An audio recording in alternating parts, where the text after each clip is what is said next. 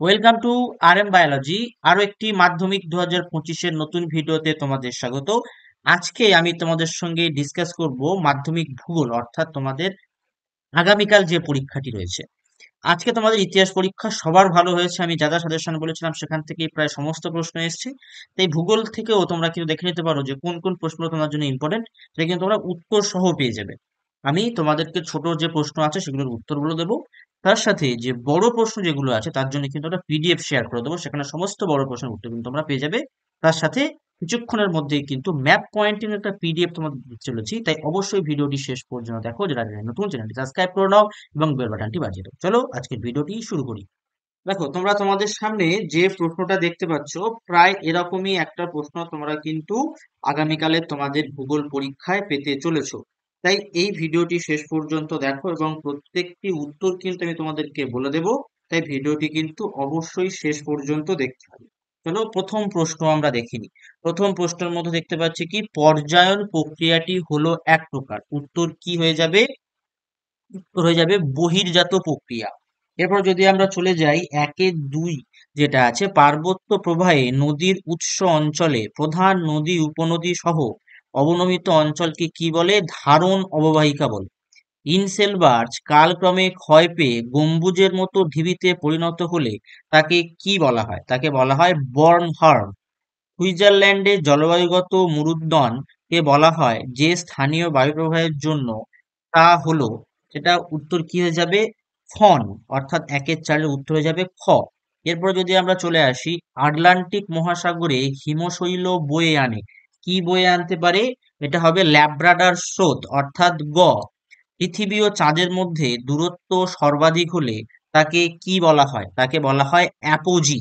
উত্তর হবে apogee. Vermicompost সার তৈরিতে প্রধান ভূমিকা নেয় কেঁচো।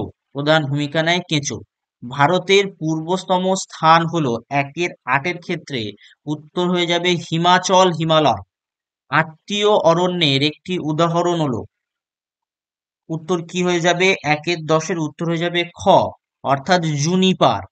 রেটুন পদ্ধতি যে কৃষিজ ফসল চাষের সঙ্গে যুক্ত, সেটি হলো ঘ, অর্থাৎ আখ। দুর্গাপুর লৌহ ইস্পাত শিল্পকেন্দ্র গড়ে ওঠে যে দেশের সহযোগিতায়, সেটি হলো একের 12 হয়ে যাবে গ, অর্থাৎ ব্রিটেন। ভারতের মশলার শহর নামে পরিচিত কোঝিকোড, মাদুরাই, হায়দ্রাবাদ এবং সিমলা, এই যে চারটে অপশন আছে তার মধ্যে উত্তরটি হয়ে যাবে কিন্তু কোঝিকোড, অর্থাৎ ক।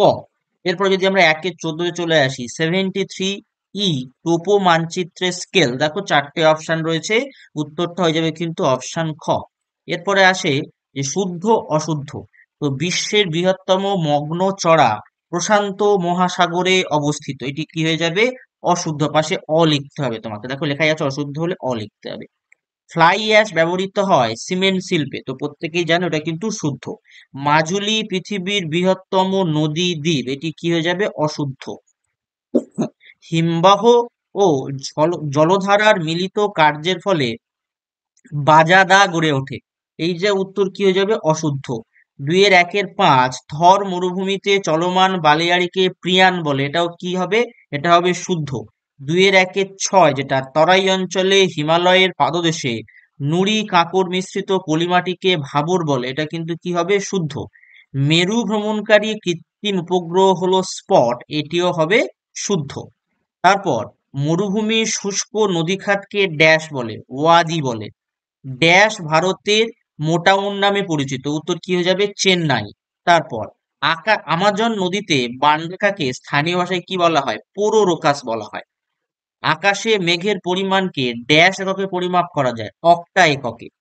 সমমণ্ডল বিষমমণ্ডলের সীমারেখাকে আমরা কি বলতে পারি? টার্বোপজ।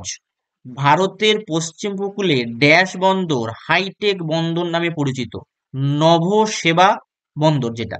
ভারতের ড্যাশ রাজ্যে সাক্ষরতার হার সর্বাধিক, এটা প্রত্যেকেই তোমরা পারবে, সেটা হচ্ছে কেরল বা কেরালা লিখতে পারো। এরপর সমুদ্রের ভাসমান বিশালাকৃতি বরফের চাইকে আমরা কি বলতে পারি? হিমশৈল বলতে পারি। পারদ দূষণে কি রোগ হয়? মিনামাটা রোগ হয়। তারপরে ঘূর্ণাবর্তের কেন্দ্রে বায়ুর চাপ কিরূপ হতে পারে? নিম্ন। পাঞ্জাবে নবীন পলিমাটি কি নামে পরিচিত? বেট। কলকাতায় পাতাল রেল পরিষেবা কত সালে চালু হয়? 1984। সম্পৃক্ত বায়ুর আপেক্ষিক আর্দ্রতা কত? 100%। ভারতের মিষ্টি জলের বৃহত্তম হ্রদ কোনটি? কোলেরু। ভূবৈচিত্র্যসূচক মানচিত্রে চিরপ্রবাহী নদী বোঝাতে কোন রং ব্যবহার করা হয়? নীল রং ব্যবহার করা হয়। এরপর যদি স্তম্ভ মেলানোটা আমরা দেখি, আউটসোর্সিং হিসাবে আমরা কাকে বলতে পারি? তথ্য প্রযুক্তিকে। ব্ল্যাক ফুট ডিজিজটা কিসের কারণে হয়? আর্সেনিকের কারণে হয়। আহ ব্যাগনল যেটা রয়েছে সেটা হচ্ছে বালিয়াড়ি, আর লিভি মানে হচ্ছে স্বাভাবিক বাঁধ। তো এগুলো শর্ট প্রশ্ন পর্যন্ত হয়ে গেল।